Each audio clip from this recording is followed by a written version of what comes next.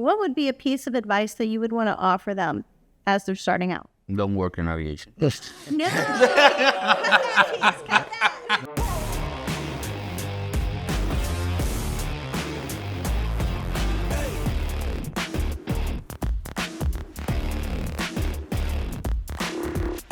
Hi, I'm Kathy Jo with the Aviation Center of Excellence, and this is Aviation Uncovered, a podcast dedicated to uncovering insightful conversations, powerful stories, and expert advice, all from people who absolutely love aviation.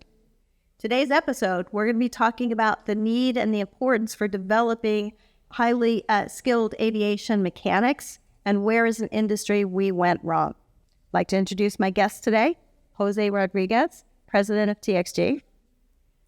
Amos Rodriguez, CEO and AE of 7 Air.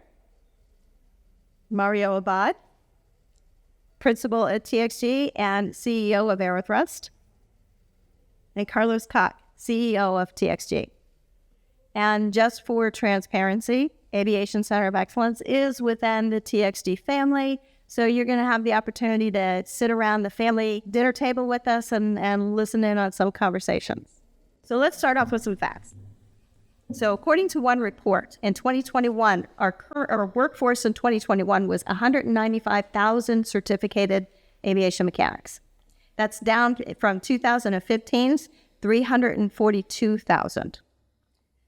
They're saying right now we currently have a shortfall of 12 to 18,000, and this is according to the Global Fleet and MRO forecast. In 2027, we're anticipating up to 48,000 shortages of certificated mechanics. Currently, the workforce, 35% of them are between the ages of 55 and 64. Most are over the age of 40. So we're kind of in a critical area right now. So this is not new. We have known about this coming for years. Yes. Jose, what do you think kind of led to us, or how did we get into this situation? Well, I believe that a lot of this relates to perception, the way aviation and technicians are being viewed by the younger generation. It's portrayed as a dirty job. And a lot of the kids nowadays don't want to be dedicated. They focus on mental health, and they don't want to be dedicated to a position where most of us, as we were growing up, would have to work extra long hours and really make a name for yourself in order to succeed within aviation. In our experience, we've had many recruits from Baker, Embry-Riddle, from Broward College that have come into our workforce at Xtreme, and shortly after, they decide that this is not for them. After they got their A&P, they said this is too stressful, it's too harsh, it's a harsh environment, long hours, most of the time they have to work nights, and they decide that it's just not for them, and they prefer to work at McDonald's flipping burgers for $20 an hour.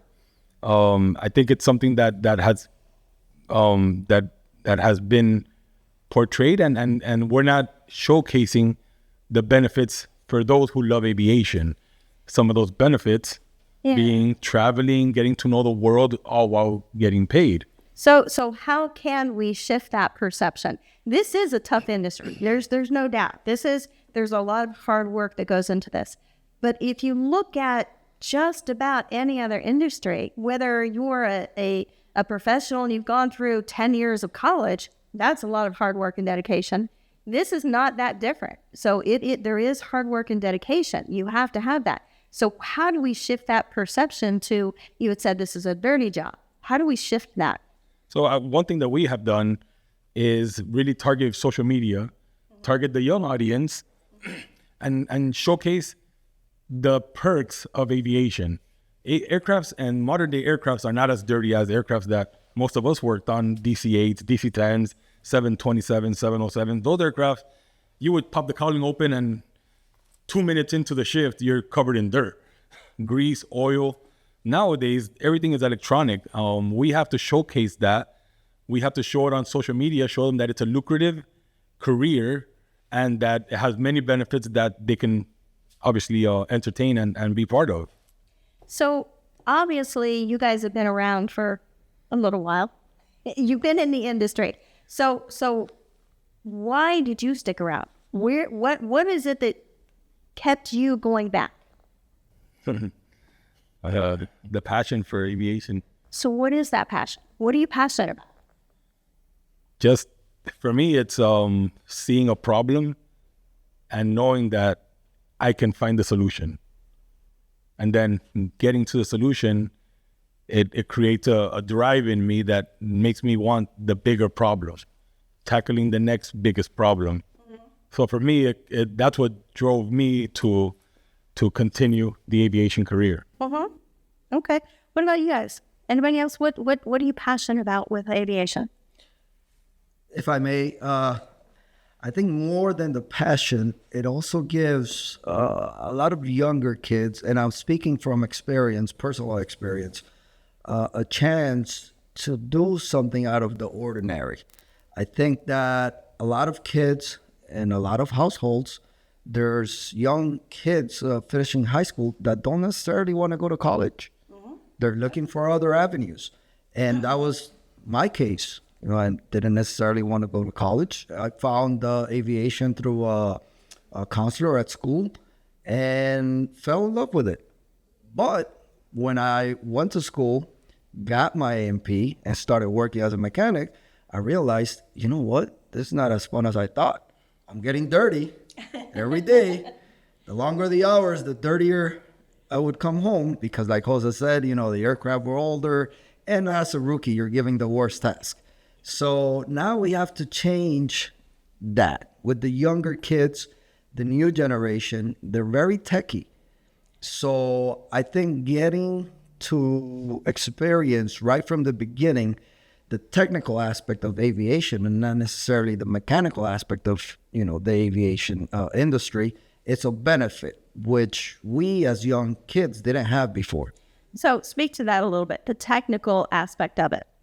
So the technical aspect of it, more of the troubleshooting aspect of it. Mm-hmm. And with the new technology on aircraft now, you know, it becomes easier. You have computers that if once you learn how to read them, they're actually going to isolate the faults for you. And they're going to tell you what exactly is wrong with the airplane. Mm-hmm. Versus before, like Jose said, we had to get dirty. It was more mechanical. Yeah. So, you know, in my personal case, like I was saying, I didn't enjoy that aspect of it. And I realized, you know what, there's more to this, because as I started learning, I said, well, you know, the management side of it, it's also, you know, a field that, wow, I was passionate about. And I started getting more and more into the management aspect of it, but already knew the technical aspect of it. So, you know, it combined perfectly with what I found out I wanted to do. So I think you bring up a really interesting point. So there's a lot of perception around that being an aviation mechanic is that's all you are is a mechanic. But the advances in technology are incredible. We've got AI, we've got virtual reality, we've got drones that people are using right now, all in helping with repairing airplanes. But we've also got a vast growth opportunity within the industry too.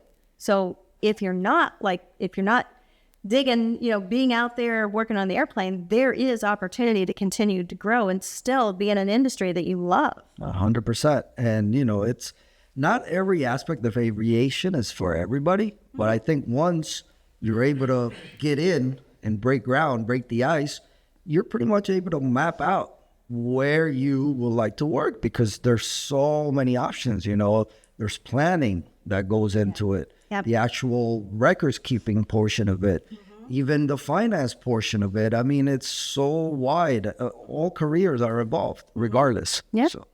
And that's something that ACE that we're trying to do is not just help develop mechanics, but help them throughout the entirety of their career too, to grow into leadership roles, to get some of those advanced trainings that they might be looking for. So if you love being a mechanic, great, we will help you be better at it. If you want to grow into the industry, we've got options to help you grow as well. Correct. Yeah. Interest. Yeah. Yeah, because we are sharing the point of view of two young guys. Relatively young guys. Yeah, relatively young. But the aviation for Amos and me is different. Talk about that. Okay.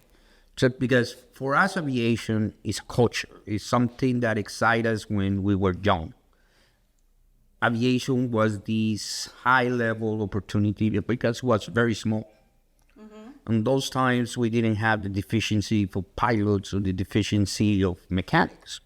Getting to this industry was glorious, was something that you were proud of. Yeah. And that And not everybody had the chance. and now everybody had the chance. As the industry grew, it changed the politics of the industry. Now it became a business. It became performance. It became you have to do this to do this. It got more regulated. So at the point of the regulations that start coming in, it was more pressure on your employees and your people.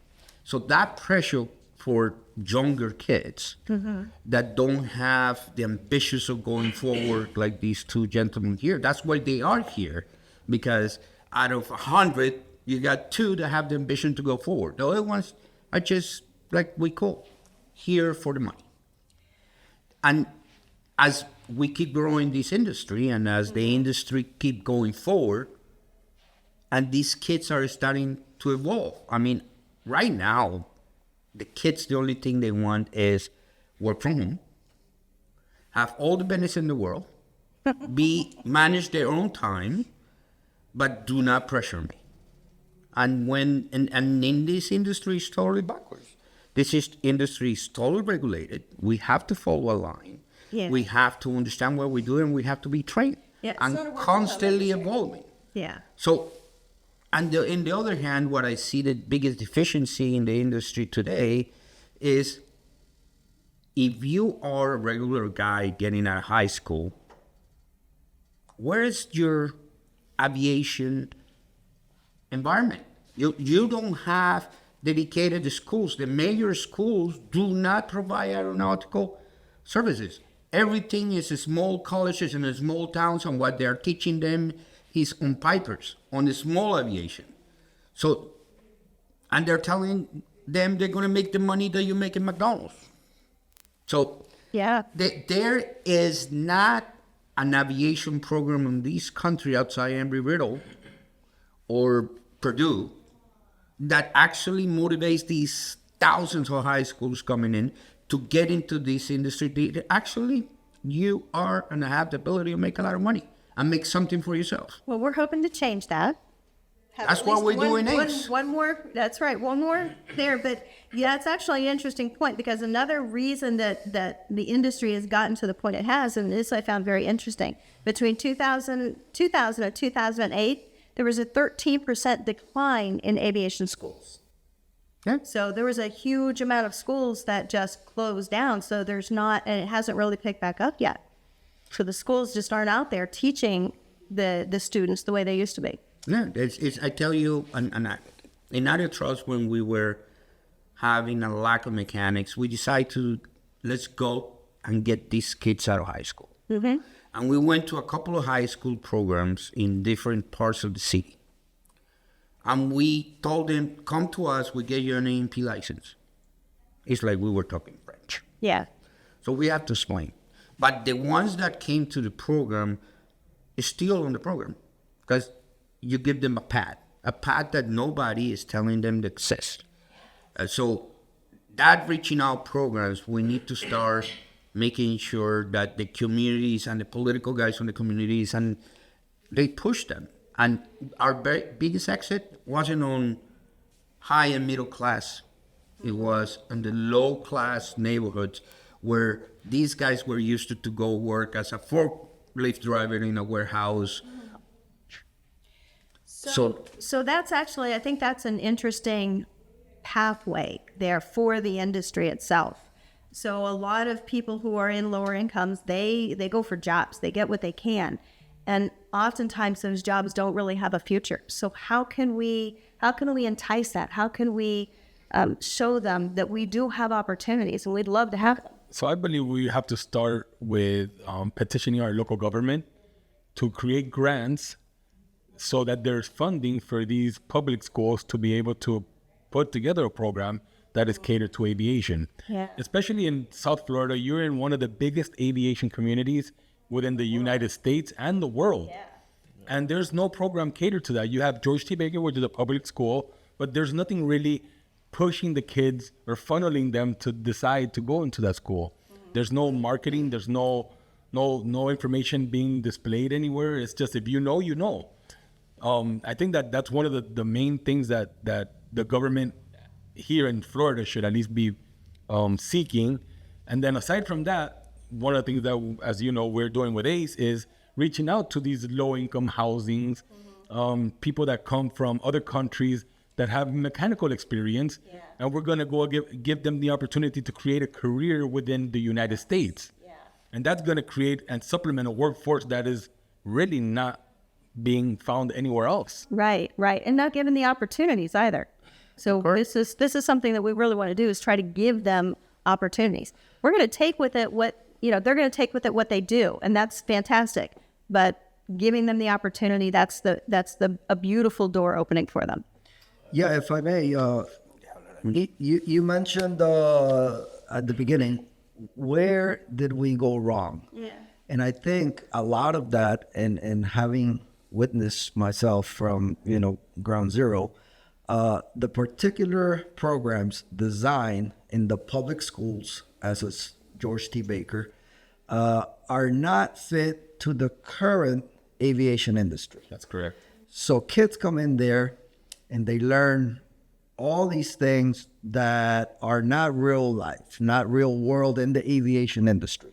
So they learn on the small aircraft, dope and fabric techniques, things that are outdated, that were maybe in existence 60 years ago when the programs were created. So I think we failed miserably at designing those programs to fit the modern age, aviation world. Or we just got complacent and didn't continually update the program. Absolutely. So what happens, these kids start the programs, and at the end of the 2, 3, or 4 year, depending on, where they started, from 100 kids that started, you're going to have 3 or 4 that end up the program with an actual AMP license. That's about a 4%. Yeah. 3 to 4%.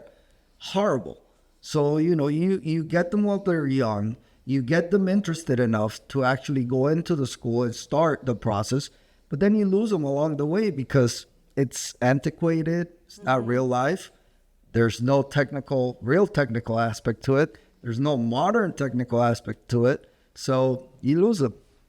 Yeah, coming from the FA side as well, a lot of the curriculum that those schools like George T. Baker, I was an alumni there. And like Carlos mentioned, dope and fabric and all this stuff that is antiquated. So, and it is true. Like, for instance, when I started George T. Baker, there was like 700 kids started from high school. And at the end of the 3 years, 27 of them were taking the test for an AMP license out of 700 kids. That's exactly 4%. And even as of today, the curriculum is still the same. It's the same. It hasn't changed because the FAA hasn't changed the testing for the AMP. There's still the same old questions, the same material. And that's one of the biggest fault where we've gone wrong. I think, Kathy, Yeah. I think we all are in agreement. This needs to come from the early age. It needs. One of the programs that we developed in Aerothrust and Amos and the Miami Tech was we used to have these high school seniors come in and spend 1 or 2 days with us. And we know that we modified the life of a lot of them because the perception that what they have was what Jose said. It's a dirty job, hard job, I get dirty, I'm going to cut my hands and all that. And then when we put them through 2 days of just observing what our people were doing, I know we have a couple of those coming years later, coming out of one of those schools, because we give them the opportunity to touch it and smell it. That is a public school program that needs to be developed in order to move forward. That's beautiful. I think that's beautiful. So I'm not from the aviation industry. I'm from a different background, but I got into the industry. I've always loved airplanes, but the first time I got up close and saw it, I was in awe. And if we can do that, here I go. If we can do that with those kids, if we can do that with those kids and just like create that, create that awe for them, that, oh my gosh, this is so cool. And even like, on bring your child to work day, bringing your kids and showing what daddy and mommy can do on the airplanes. Things like that are so amazing. It makes an impact on the early age. It does. So I have an example particularly to that. When I was in 8th grade, I was maybe 11 or 12 years old.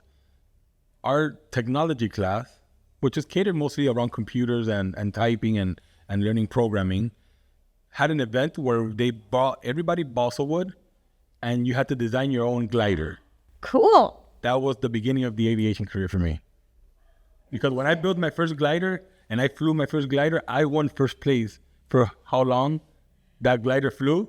And from that moment on, I knew that I loved aviation. So can I go around and ask every one of you how you found your passion for aviation? Because I love that story. And actually, for all of you listeners out there, if you guys can leave your comments too about if you are in aviation, what drew you in? What was that spark that created that passion for you too? I'd love to hear those stories.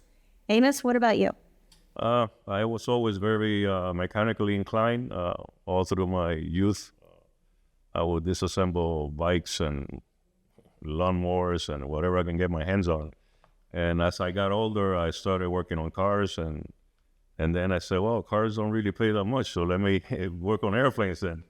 And that's what I did. I joined Dorsey Baker, and there I was hooked. And then when I started getting more into aviation and doing my own, I was a technician doing the whole overhaul of the aircraft, and then I would do the test fly with the pilots. There I was sucked in. It was just in my blood, and it's been ever since. Carlos? So I think that, catching the kids early enough, like in my case, I don't know if you guys remember or go back this far, but high school started in 9th grade back in the 80s.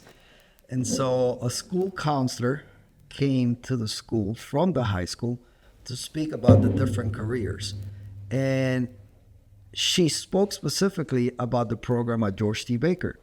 But one of the things that I find interesting is that Mario mentioned back in those days, aviation was glamorous. Yes. So It was. when she described the different options at the school, being a technician was one of them, but being a technician that was going to be flying on these aircraft to different parts of the world, fixing them in, remote spots, and the glamour of it all, it caught my attention and I joined the program. Now, I was one of the few and the lucky ones that stuck to it, and finished it for the 4 years and then, kept on going and developed the actual passion once I started the work.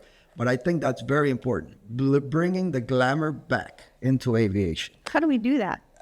Catch the kids from when they're young. They're young. We need to present all the actual stuff that we know happen in the real industry.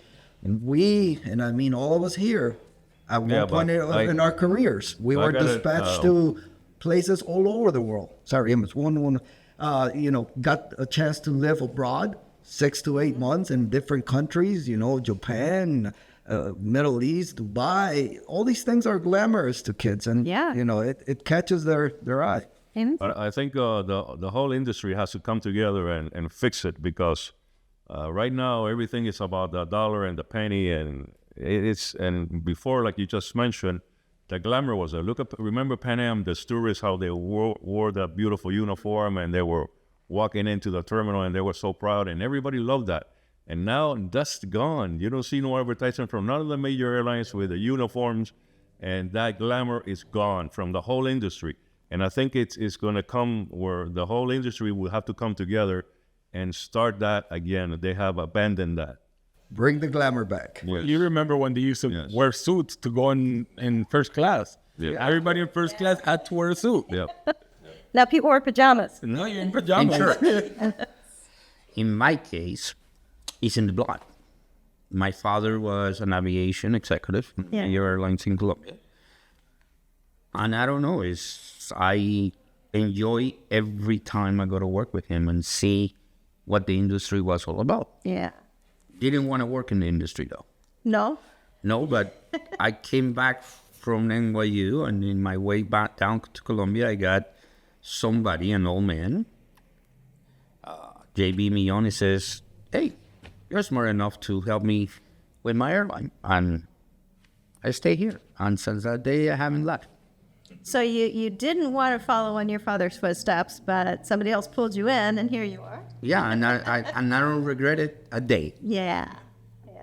But tell you one thing that makes me proud about this industry is when you see somebody grow. When you get a kid and you put him through the rain, you teach him everything, and when the kid comes with his head bow and says, I'm going to Delta. Ooh, yeah. For me, that was our proudest moment. Yeah. Oh, yeah. Because that means that we made somebody better.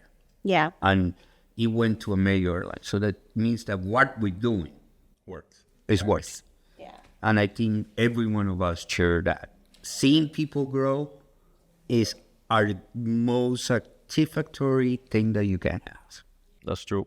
I think 60% of the people that work at United come from Xtreme. At least. Well, one of the things like Mario mentioned that made me very proud was during my first early years that I was with Israel Aircraft Industries here out of Miami. I trained a lot. I was like the supervisor that would train all the young kids, and I had the best team. I always had the best team, and everybody wanted to take my team because I had the best team. I had all the young kids, and I trained them properly. And true, I will keep losing them. They will go to the airlines. They will go to better jobs, better airlines that pay better. But once I started doing all these AOGs field work all around the world, I would go to Dubai and I would find somebody that was with me. Oh, hey, it's good to see you, man. And that's what really made me feel Yeah. good. But wherever I would go, there was always somebody that I helped them get there. They don't call him famous Amos for nothing. I think one of the things that people need to understand that in leadership role, a vast majority of your job is developing your people. Yep. And you need to be doing that. And I know that it's frustrating that, I just got my team together and I just developed them and now they're taking them or they're leaving or this or that. But that's part of the process. That's, like you said, you should be proud and happy. It's almost like you're that proud papa of your children going off and growing up. That's our graduation. It's a beautiful The thing. graduation. Yeah. Yeah. I still have guys that call me, they're with American, they're with United. They still call me, to thank. So that's very rewarding. That is something that I've seen a lot too, is that the connections that people make, especially when they invest in their people, I don't care where they're at, you have that person for life. Yeah, it's true. Let's not go too far. Perfect example right there. He put in the effort to develop him and show him the industry and the techniques and everything that he needed to hard work. succeed. And when he was ready, he flew, made his own path, was very successful, Yeah. thanks to the beginnings. Yeah. And here we are, full circle. It's all about investing that time to develop, not only for other people, but in yourself as well. It never stops, and it shouldn't ever stop.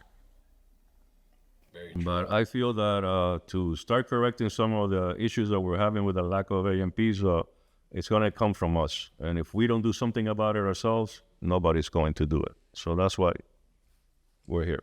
So it starts with us, but where does it go from there?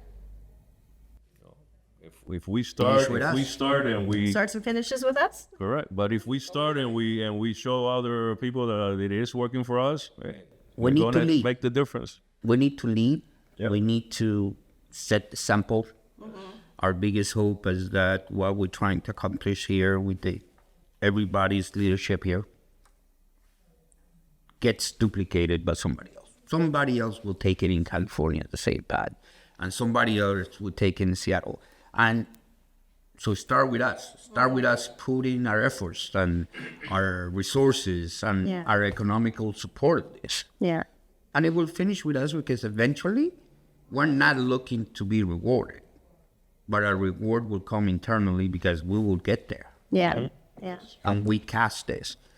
Nobody's doing nothing about it. Right. So like you said, I think if we show that it works, other people will start Oh, adopting it. definitely. We need to lead. And we are leaders here. Every one of us has been leading their own part of the industry in certain ways. And I think one of the most things that attracted me more to join this team here was that I saw how they've been leading people. They make the difference. I mean, in a most difficult time on the industry, which COVID, these guys succeed. And they succeed because they're leaders. Yeah. And they treat the people right. And that's the type of company that will attract talent. So And that's what we're doing. I think that goes back to when you were talking about stress before. Life is stress. Any job you have, there's going to be stress. And yes, aviation has a high level of responsibility associated with it, which can lead to stress. But how we treat people through that stress makes all the difference. One thing that I learned from that old man is that you treat your head pilot on your head and the maid exactly the same. Yep. There's no difference between them. Everybody has a task to do. And we do that here. And we try to not only teach and guide them on the right thing, but we also have big frustrations. I mean, I saw the face of these two right here the day that we hire a guy coming in from, what that school? Oh, yes. An excellent candidate, but he didn't pass the drugs test. And our frustration was what we can do to help him, Yeah. not how we can get rid of him. Yeah. It's Yeah. what we can do to help him because he made a mistake. And to dig into that a little bit further, we have to understand that there's a certain demographic that we're going to appeal to now in this particular time frame in our world. Well, a person that has a wealthy upbringing doesn't look at aviation as the glamorous career that it was 20 or 30 years ago. So we have to appeal to people that are looking to build a career without having to spend a lot of money in school. And we also offer them an amazing opportunity. And at the same time, we offer them an amazing opportunity. So we have to know that these personnel that we're going to be attracting from these demographics are going to have situations that come up that we have to work through and get creative in ways to find solutions so that we can develop them and take them out of that world that they used to live in and put them into a world that now they say, this is glamorous. Why didn't I do this before? Yeah. So that's an interesting point, and something that is also kind of special for me is that concept of failure. Everybody makes mistakes. Everybody fails. And oftentimes we all see that as, well, you're done now, instead of seeing it as a development opportunity, a way to learn, a way to grow. And we need that. Yes. You don't make mistakes, you don't grow. That's That's true. simple. That's true. The people that doesn't make mistakes are the ones that are doing nothing. They're doing nothing. You don't make a mistake because you're not doing nothing. Yeah. So if you make mistakes, it's because you're doing something. So for all of you guys out there listening, understand you're going to make mistakes. That's okay. Fess up to them. Yeah, learn. Own it. Own it and learn from it. Yeah. It's going to suck, but own it and learn from it. Yeah. Yep. Get up and be stronger Yeah, usually it is. because it will happen again. But it's true. If you're not making mistakes, you're not growing. Yeah. Yep. You're not growing as a person, as an individual, as a professional, even, as parents. Yeah. Oh, boy. We make so many mistakes as parents, but, Yes. hopefully you learn from them and you grow. Yeah. Okay. So we've been talking about like approaches to how we develop people. What are some of the best and maybe some of the worst approaches that you guys have seen? Oh. Worst approach is ignore the problem. Always face the problem, regardless whatever it is. Don't ignore the problem. Face the problem. That's the worst approach. Mm-hmm. The best approach is what Amos just said. own it. Own your mistake. Grow from absorb everybody that is around you. We seen people that are just there because just there. But we can see the guys that are there asking you 100 questions, absorbing everything that they have from you. And those are fantastic people. Those are the leaders of the future. Oh, absolutely. That's one of the things that I say is somebody who is asking questions and actually absorbing the information. I'm not just asking questions because it's easier to get the information from you, but asking questions and absorbing it. Those are the people that I want in my leadership programs. Yeah, those are the leaders of the future because they are absorbing and they keep absorbing. So as leaders, I believe that we have to lead by example. So in let's say the workforce at an MRO or at an engine shop or even at an airline, the person that's in charge of a particular group of people has to be the one that's indicating and making clear what is expected from them, but at the same time guiding them through the entire process, so that the team that's behind them sees that there's somebody that they look up to, knows what they are doing, and they have someone that they could follow in their footsteps. Yeah. Yes. And I think in today's society, that goes a really long way. So not only that, but as Amos said, own it. So even as a leader, we make mistakes. Yes. Yep. And if you own that and your people see that, hey, I'm human, I make mistakes and I'm going to own it, I might have to eat some crow because of it, but I'm going to come out stronger. That's a beautiful example for them. It is. It definitely is. Yep, definitely. Yeah. But sometimes it's not easy, but you just got to keep trying. And like Jose said, just got to be honest and upfront and take care of the people. Take care of your employees the way you would like to be treated. That's has worked for me always. Yeah. I think the days of screaming and using fear and intimidation to guide a group of people, thinking that they're going to lose their job, I think those days are long gone. I think that today's society appeals more to guidance, to working together, to teamwork, to just, being overall involved in the growth of each individual leader and mechanic. And when you were talking about the generation today, they don't want that stress. They don't want that sense of frustration. That approach, that guidance approach, they do crave that. They want to have people show me, guide me, mentor me, teach me. That's what they crave. And so if we as leaders take that approach, that might be an opportunity to be able to attract and keep more of the younger generation so that we can continue growing. Correct. I think the next part to that is, as companies and as leaders, developing the opportunities and presenting them properly to the individuals that you see in your team has designated as potential leaders or candidates to take up those leadership roles. The way you present those opportunities to the younger generation now, it's not the same way that those opportunities were presented to us 20, 30, 40 years ago. It's a completely different environment, completely different system. And now the younger kids appeal to other things. They don't so much appeal to, the opportunities that were present 30, 40 years ago to enter into leadership roles. You were more or less dictated what you needed to do. Now, there's different approaches. And I think people such as yourself, that have that ability and the potential to pinpoint and look at Strengths and weaknesses. those individuals and their strengths, their weaknesses, and where they will fit best And thrive. and thrive. Right. And Yeah, those programs, they need to be developed from those views as well. So it's important.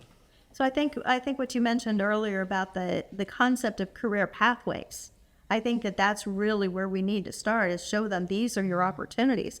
We'll do everything we can to help you get there, but we will take you and you can go where you want. Yeah, and kind of, let them know from early stages, you're going to get out of this what you put into it.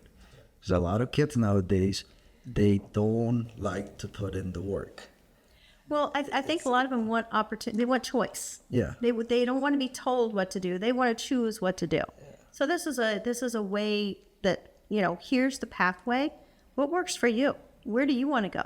Do you want to put in the hours? Do you want to put in the heavy labor? Do you want to work more with numbers and finance? Do you want to work more with planning? Which direction fits you better? And we can help you get there. Right. So I have a question for you guys. Hopefully we have some listeners out there who are interested in getting into the field. What would be a piece of advice that you would want to offer them as they're starting out? Don't work in aviation. No. That's gonna That's what we want to say. that's sending out the Don't work for us. No. I think it's a good joke. It's not a joke. Aviation, aviation is unique.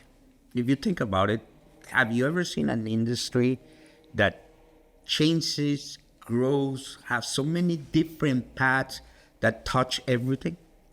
I mean, if you look at an aviation company, it's a manufacturing company, it's a finance company, it's an accounting company, it's a developing company, it's a flying company. I mean, working in aviation, logistics, technology. it covers everything. So when I say don't work in aviation, it's because here you can sit here and look at anywhere. Look at you, or look at each one of you guys. I cannot say because I have followed the same path. And my path has always been administration and business and all that. But you guys, you started as mechanics, truly touching the product. And today you are a leader with experience, an amazing mind for business, an amazing mind in controlling, an amazing mind of leadership and looking outside the box, and an amazing manager, leader, not only in the industry. So that's when I say, hey, jokingly, don't work in aviation, because aviation covers everything. It covers every single path. And if you are not happy as a mechanic, that experience will take you to a finance role, because you're going to understand what it costs to it. If you don't write the finance goals, then you go to a technical role where you design the manuals and the training. It covers everything. There's no industry in the world that covers everything. So don't work in aviation. Step into an industry where you can go wherever you want. This is the world. This is the world. It's an ecosystem. It's the ecosystem. Don't work in aviation is a standard joke from all men in the art. It's because these company, these type of companies, this world covers everything. All right. Anyone else? Piece of advice I for think someone? that, like I was trying to say earlier, was we have to find a way. How do we get these young kids at an early age? I would say, I think high school is already, we're losing them. That's the way I see it. I think somewhere in the end of middle school, somewhere around the 7th or 8th grade, they gotta have field trips to where maybe there's an air show or a museum with aviation and something like that would something will enter into their body and say, this is what I want to do. And I think that's what we have to work on that a little bit more. Okay. Yeah. So on our side, it's aviation it's a beautiful thing. And in my honest opinion, there's so much to aviation, but the particulars of, there's a lot of people that get into stocks and they like trading stocks and doing crypto and they sit in the computer and do that. You can do something very similar in the aviation industry with aircrafts. Mm-hmm. You have a team of guys that are willing to fund projects, and you could flip aircrafts all day long. Not exactly like that. It's not as easy as it sounds, but you can get into a particular aspect of aviation where you do not have to do the dirty work, where you don't have to be an inspector, where you don't have to even look at the paperwork. You could have literally just an asset that's placed in front of you, and you get to analyze the asset and find the home for it. And it's something completely different, and that's one of the things that we do now that kind of excite me. I love the flips. I think that it's lucrative. It does really well for the company, and they're exciting when you buy an asset that is that magnificent. Carlos. So that's one aspect of it. Like Mario said, this industry is so vast that it can ignite interest in any single field, you know, and that's the beauty of it. Getting the kids from a young age, you know they're going to be interested in one portion of it, but it's all aviation. Aviation entails every single aspect of business, finance, travel, logistics, Supply chain, freight, everything. supply chain, all these different fields. So it's a world of opportunity. So I think that from our discussions today, some of the things that we got out of this was that we as an industry need to outreach earlier and a little bit more often. I agree. I think that we also need to change the perception that stepping into a role as an aviation mechanic is all that there is. That this is like you said, this is everything and encompasses everything. And so the career pathways, the opportunities that you have to grow in this industry are unlimited. And we need to do a better job of sharing that, of talking about that, of putting that message out there. And I think opportunities like this, where we're talking about things that make us passionate, that this is what draws us to this and sharing these stories, I think that goes to sharing the passion with other people as well. And creating that passion for aviation is going to go back to that prestige that the industry has. So we've got a long way to go. It's not going to be just us. It has to be a lot more people. We've got to get politicians involved. We've got to get other aviation executives involved. We need to get the managers at each location, everybody involved in changing this perception. And hopefully through doing so, we'll be able to start attracting and retaining more people within the industry, no matter how they grow through it. I think a small step, or a very small step, that individual companies can do, and that's for all the listeners out there, if you own your own aviation company, invest into a social media marketing team and portray the actual work that you do in your hangar. Create trends, create content that portrays what you do within your facility, and let the world see it. I think that's going to start triggering more people to get curious about aviation. And I know Bernie, which is behind the cameras right now, he's done an excellent job at Xtreme Aviation. Follow us on Instagram. It's growing every single day, and we see our videos are getting millions of views now. So there's definitely an interest in what we do. If we catch a few young brains or a few young minds with those videos and get them interested, then we're doing our job, and if other companies follow along, like Jose says, it could create a movement. So let's put this out there as a challenge for all you other MROs, aviation industry people, everybody out there. Let's see how we can utilize social media to start spreading the word, to start sharing passion, to start showing people those career pathways so that we can stir up that interest a little bit more. So I think that's a good place to stop. This has been a really great conversation. Thank you guys very much. I want to thank you, the listeners. I want to thank our guests, Jose Rodriguez, Amos Rodriguez, Mario Abad, Carlos Cox, and I want to thank you guys again. I'm so grateful to have you here again for our inaugural podcast. These podcasts will continue going. And together, hopefully, we'll be able to start uncovering some of that passion and love for aviation that we all have, and hopefully you guys can have too. Looking forward to the next time we can chat. Thank you. Thank you. Thank you.